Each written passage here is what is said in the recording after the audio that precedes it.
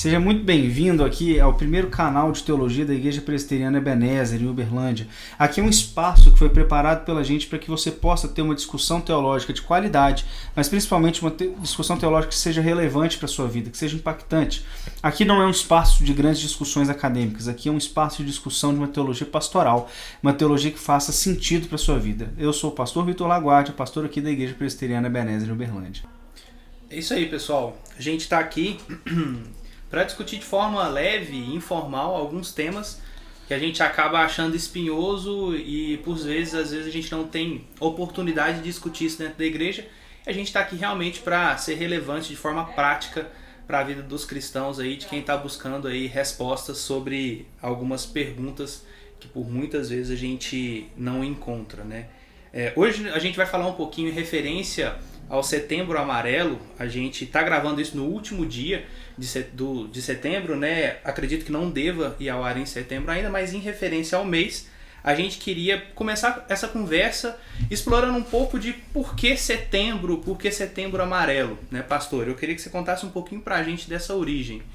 Muita gente não sabe de onde surgiu o termo Setembro Amarelo, mas é importante saber. No dia 10 de setembro, um jovem de 17 anos chamado Mike M., um jovem americano, ele entrou num carro amarelo, não sei se o carro era dele, se o carro era do pai dele, mas ele entrou no carro amarelo e ele se suicidou, ele dirigiu o carro até colidir. Isso foi no dia 10 de setembro. E aí, o que os amigos dele fizeram? No dia do funeral do Mike, eles levaram várias fitas amarelas, por causa do carro que era amarelo, e aí eles levaram aquelas fitas numa forma de simbolismo, de tipo assim, aquela pessoa que se encontra numa situação igual a do Mike. Cara, por que um jovem de 17 anos se matou? Provavelmente porque ele se sentia sozinho, porque ele se sentia abandonado, porque ele tinha talvez dramas interiores que ele não conseguia resolver ou coisa do tipo, não achou alguém para ajudar, ou pelo menos na sua percepção não tinha ninguém para ajudar. Então a mensagem que os amigos dele levaram era a seguinte: você não está sozinho nessa, você tem gente junto com você, né? Ninguém precisa se sentir sozinho mesmo em meio à multidão. E a partir daí, então, o mês de setembro virou o mês de Setembro Amarelo, um mês de combate ao suicídio, que hoje é uma das maiores causas de morte no Brasil e no mundo. Por exemplo, no mundo, o Brasil está em 8º lugar no ranking de suicídios. O Brasil está em 8º lugar. E se você olhar, o último dado que eu tive acesso, que eu pesquisei, foi em 2013, foram mais de 11 mil suicídios cometidos no Brasil. Isso dá mais de 30 suicídios por dia. Mais de 11 mil suicídios no Brasil. E isso dá uma causa de morte maior do que muito câncer por aí. Então, realmente, nós estamos falando de um tema relevante, de um tema atual e de um tema presente na vida das pessoas. Você pode não saber e na sua rua, como aconteceu comigo, né? Recentemente eu preguei na igreja sobre o Setembro Amarelo e eu contei isso. Recentemente, aqui na minha rua, um dos meus vizinhos tirou a própria vida e ninguém jamais suspeitaria disso.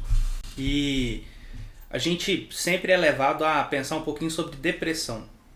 Sempre que a gente pensa sobre suicídio, é inevitável a gente pensar um pouco sobre depressão. E uma das primeiras perguntas que a gente selecionou e que acabou chamando muito a nossa atenção e que é algo que a gente escuta muito é: e o crente? O cristão, né? A gente fala muito sobre alegria, né? A gente lembra muito de Paulo, né? Viver contente em qualquer situação. E a gente vê que hoje em dia é muito difundido e até a gente se espanta com o número de pessoas que falam que o crente não pode sofrer de depressão. Então essa foi uma das perguntas que a gente recebeu muito e a gente queria falar um pouco sobre: o crente pode sofrer de depressão? O crente sofre de depressão? Pois é, olha só, nós temos dois grupos de discussão nesse assunto que para mim os dois estão errados, né? Um grupo que eu não vou comentar tanto agora, talvez se tiver uma oportunidade mais para frente a gente fala, que é o grupo que acredita que o crente pode sim ter depressão. Ele só não acredita que existam profissionais seculares capazes de tratar. Então, se um crente tem depressão, salvo engano, eu vou correr o risco de botar aqui um nome, mas eu lembro de ter lido o livro dele e acho que ele é contra. O John MacArthur, que é um teólogo famoso, ele é a favor apenas do aconselhamento bíblico. Né? Esse grupo acredita que apenas o aconselhamento bíblico é suficiente para o tratamento da depressão. Eu já conversei com pastores e crentes, inclusive eu já adotei durante algum tempo da minha vida essa postura. Né? Eu me lembro que eu tive 1 ou 2 professores no meu seminário que eram favoráveis a isso, que inicialmente me influenciaram para esse lado, depois a gente foi dando uma equilibrada, mas esse grupo ele realmente acredita o seguinte: os profissionais seculares da mente eles podem ser descartados. Eu me lembro de um professor meu no seminário dizendo o seguinte: eu só acredito em quem estuda coisas da mente se for para ir contra. E essa frase ela me marcou porque eu estava no primeiro semestre do seminário. Então é um grupo que acredita o seguinte: psicólogo e psiquiatra não serve realmente para nada, apenas o aconselhamento bíblico. Do outro lado você tem aquele grupo que é o grupo triunfalista. Que aí nós não estamos falando só de depressão, né? É o grupo que acredita que o crente ele não tem nada de ruim. Realmente, as doenças são todas obras de Satanás que você tiver, e todas as doenças você tem que ir vencendo pelo poder de Jesus, porque você é um crente triunfalista e o crente está aqui para vencer. Você é cabeça, você não é cauda, você tem que comer o melhor dessa terra. Então o crente ele não pode ser pobre, ele tem que ir crescendo na vida, porque é isso que Deus faz. Né? Eu conheço gente que fala assim: não, eu não acredito que Deus me deixaria nessa situação, o Deus que eu sirvo é maior do que isso. Então, esses acreditam que o crente não pode ter depressão, porque a depressão seria ao contrário àquilo que Deus faz. De fato é, eu não estou duvidando, porque Deus é o Deus da alegria. Mas daí a afirmar que o crente nunca passa por depressão, isso é um problema sério. Porque aí você vai na contramão da experiência real que nós temos. Você bate o olho, você vê crentes com depressão, e aí você cria algo que você fala assim: como é que eu vou explicar isso então se o crente não pode ter depressão? Né? Fazendo a mesma analogia, como é que você vai explicar um crente que é pobre, já que o crente não pode ser pobre? Né? Então essa teologia, que é uma teologia da prosperidade, uma teologia do triunfalismo, ela simplesmente não casa com a realidade. Ela não tem a ver com a realidade que você enxerga, né? Então a pergunta é: o crente pode ter depressão? Eu expliquei que existem dois grupos em relação a isso. Agora, qual que é a minha visão, a minha opinião sobre o assunto? É que sim, o crente pode ter depressão, assim como o crente pode ter qualquer doença. Eu não sou, Pereira, especialista em doenças da mente. Eu sou um pastor, né? Eu não sou psicólogo, eu não sou psicanalista, eu não sou psiquiatra. Então eu não tenho como falar de um modo biológico, de um modo, como é que eu vou dizer, com tanta consistência. Eu não tenho como falar até onde uma depressão ela é só biológica, porque pode ser a ausência de hormônios que trazem uma felicidade, tipo a serotonina, por exemplo, é um hormônio importante. A lítio também às vezes faz falta, e você tomar um suplemento de lítio pode ajudar. Eu não sei dizer até onde a biologia atua nisso e até onde não. Mas a gente percebe, né, isso é uma opinião totalmente pessoal, sem nenhum tipo de estudo de caso randomizado, é simplesmente uma opinião de uma perspectiva pessoal da minha vida. Eu percebo que algumas depressões, ou a maioria delas, são causadas por efeitos passageiros. Tipo assim, uma separação doída, a perda de um parente, ou efeitos da vida mesmo, né, que causam. E algumas, na minha percepção, a minoria, é causada por fatores que falam: essa pessoa não tem motivo para ter depressão. Mas são crentes e passam. Inclusive a Bíblia me fala sobre crentes que passaram por depressão. Né? Eu me lembro, talvez o caso mais clássico que exista, que eu conheço, é o caso de Elias. Elias, quando ele entra na caverna, ele pede a morte, ele não quer comer, ele não quer sair, ele não quer andar. O que Elias está fazendo ali? Elias está deprimido. Ele está com um caso clássico de depressão. E aí eu quero saber quem é que vai ser o homem de Deus que vai levantar e falar que Elias não era crente. Não era crente. Né? Quem é que vai virar e falar: não, Elias não era crente? Fala: rapaz, como que Elias não era crente? Né? Um dos profetas mais usados. Então você tem esse caso na Bíblia. Você tem o caso dos salmistas. Davi, por exemplo, salvo engano agora, eu acho que é o Salmo de número 6, mas eu não tenho certeza. Ele fala que ele nada nas suas lágrimas à noite no seu travesseiro. Ele chora tanto a ponto de nadar. O salmista fala que cordéis da morte, laços de morte o cercaram.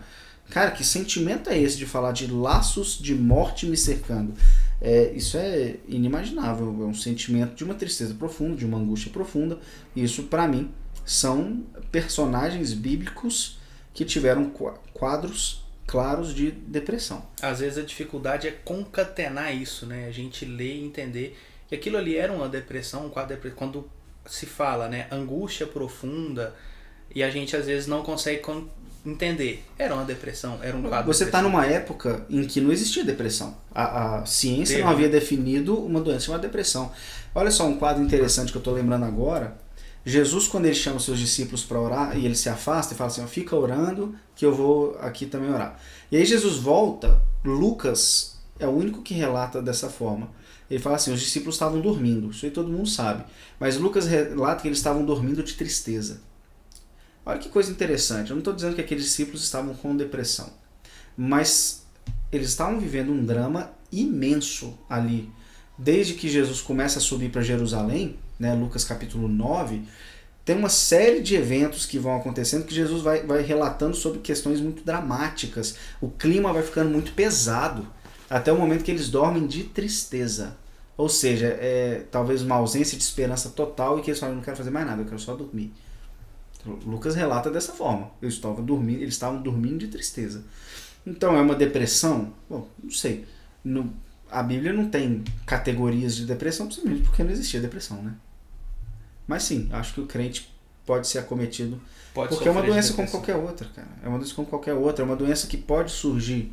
É uma doença que pode surgir de uma biologia mesmo. É uma doença que pode surgir de situações diversas. Enfim, aí a gente teria profissionais de saúde para explicar isso muito melhor do que nós. Não, legal. E acho que a sequência da pergunta, depois que a gente começou a esclarecer a questão da depressão, isso é muito difundido, né? A gente escuta demais. Às vezes uma das consequências finais de uma depressão é o suicídio, né? O mês de setembro está aqui para isso, em referência a ele. E a gente escuta muito. Não, suicidou, não vai ser salvo. Não, suicidou, com certeza esse cara não é salvo. E aí, o cristão que se suicida, né? Ele é salvo, tem a possibilidade daquele cristão ser salvo ou não. O suicídio, ele culmina necessariamente no cristão não ser salvo. Pois é, esse é um ponto importante em que uma teologia saudável, eu vou botar aqui uma teologia acadêmica saudável, faz muito sentido na vida prática. Esse é um momento em que a teologia e a prática se encontram, né? Porque essa é uma pergunta crucial. Por que alguém diz que o crente suicida não vai para o céu? Qual que é o argumento da pessoa para me dizer que um crente suicida não vai para o céu? E o argumento que eu já ouvi é o seguinte. Bom, a pessoa se suicidou, esse foi o último ato da vida dela. Ela não teve tempo de se arrepender daquele pecado. Logo, ela morreu em pecado. Então, se ela morreu em pecado, ela vai naturalmente para o inferno, porque ela não se arrependeu. Beleza, o que está por trás dessa teologia? Está por trás de que o que me salva? O que me salva é o arrependimento. E não é o arrependimento que salva. O que salva é Jesus. O que salva é a graça. O arrependimento, ele é fruto de uma cadeia de eventos que vem da fé que Deus nos deu, que gera arrependimento, que gera frutos de santidade. O arrependimento, ele não é a causa da minha salvação, ele é uma consequência de um evento, uma cascata de eventos que vão acontecendo. Então a pessoa vira para mim e fala assim, o crente o crente se suicidou, ele não vai para o céu porque ele não se arrependeu. Nesse caso, a salvação ela depende da pessoa e não de Deus. E isso é o que está na grande parte das igrejas evangélicas. Depende de uma atitude da pessoa. Exatamente, né? De qualquer coisa, de uma ação, de uma atitude, de um pensamento, depende de um mérito da pessoa. Porque você fazer isso é mérito. Uhum. Agora, nós que somos presbiterianos, nós que somos calvinistas, a gente não crê assim. A gente acredita que Cristo, quando ele morreu na cruz, ele pagou todos os meus pecados do passado, do presente e do futuro. Todos. E aí, quando eu me arrependo, eu fui salvo por Cristo, eu fui lavado de todos os meus pecados, de uma vez por todas. Então, quando eu cometo um pecado, eu não perco a minha salvação. Eu posso ter uma quebra na minha comunhão com Deus, eu posso ter a minha vida espiritual às vezes mais abafada, isso é normal. Agora, você perder sua salvação, nós não acreditamos nisso. E aí eu te pergunto, é o suicídio um pecado imperdoável a ponto de fazer com que alguém não vá para o céu? Bom, você não vai achar na Bíblia isso. Um assassino, ele pode se arrepender e ir para o céu? Pode. Um assassino, ele pode ser salvo por Cristo? Pode. E o que é o suicídio? O suicídio é um assassinato, só que de si mesmo. Não existe um pecado que seja tão grave a ponto de que Jesus não possa salvá-lo. Né? Abre aqui um parênteses para falar do pecado da blasfêmia contra o Espírito Santo, que é outra coisa. Mas tirando isso, né, dentro da nossa gama de pecados naturais que a gente comete ao longo da vida, não existe nenhum que vá fazer com que a pessoa não vá para o céu. E o suicídio não é um desse. Não é porque o cara não se arrependeu que ele não vai para o céu. Até porque esse pensamento de que você precisa se arrepender do seu último pecado para ir para o céu, ele te leva a uma cascata de pensamentos que vai te colocar numa enrascada.